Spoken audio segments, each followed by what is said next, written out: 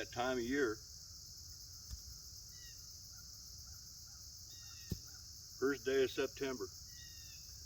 Here in a couple of weeks, deer are going to start coming out here. They're going to start rubbing these trees. And today what I'm doing is protecting, trying to get these trees protected before rubbing season comes in. That being said, this is just going to be a temporary fix for this one right here. As you can see, I've wrapped this tree up, pulled it into itself, just so I can get this fence over top of it. And it's just a temporary thing because I have other plans.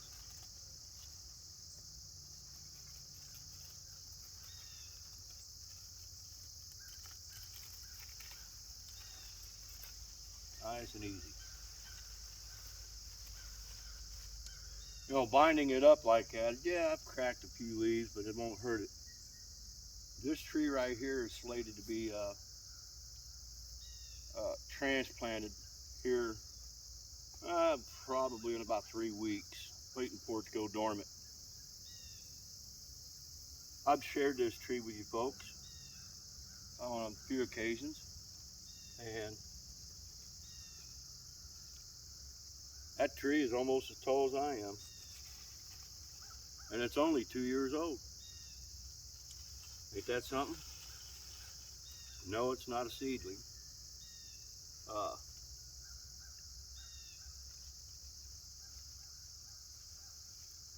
It was a root sucker that I turned into an individual when I transplanted it. Came up in 2019, I transplanted it in 2019, and then last year I went ahead and grafted it.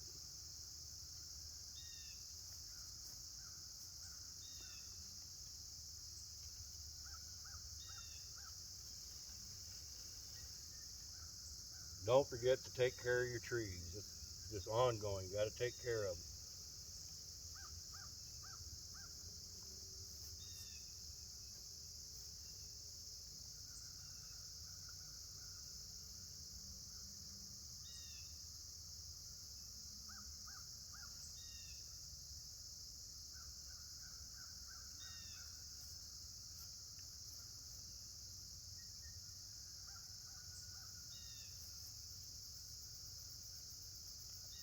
You know, this tree can practically stand up to the fence right here on its own, but I'm still going to brace it.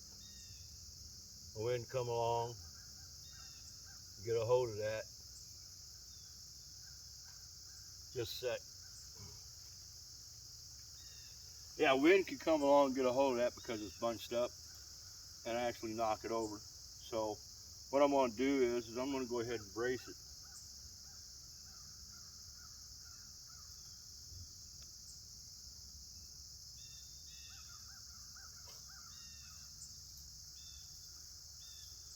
You know, not too awful worried about the wind without the fence on it, but nonetheless, it needs to be protected.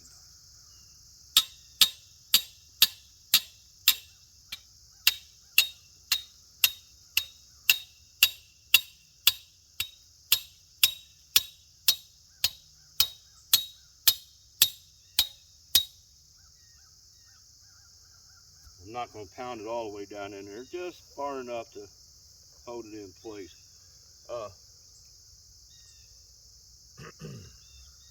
As I said, this tree right here was one that I had grafted. I've shared it with you on a few occasions, and I converted it into a NC1.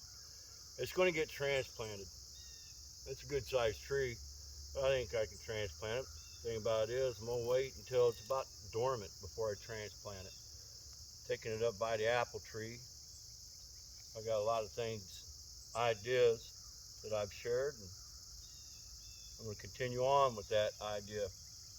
But naturally, when I come back out here and get ready to dig this up, the top part I'm going to have to bring back together again with some twine, just like I did to get that fence up, and then we'll dig it up and get it moved to a new site. And just trying to get it protected. You know, hey, I could sit around and wait until I transplant it to protect it, but it'll be another 3 weeks, I'd say, before I transplant this. If I don't protect it now, one day I come out here with the idea, well, it's time to transplant. All of a sudden, it's been rubbed by a deer. Can't have that. You got to protect these little trees.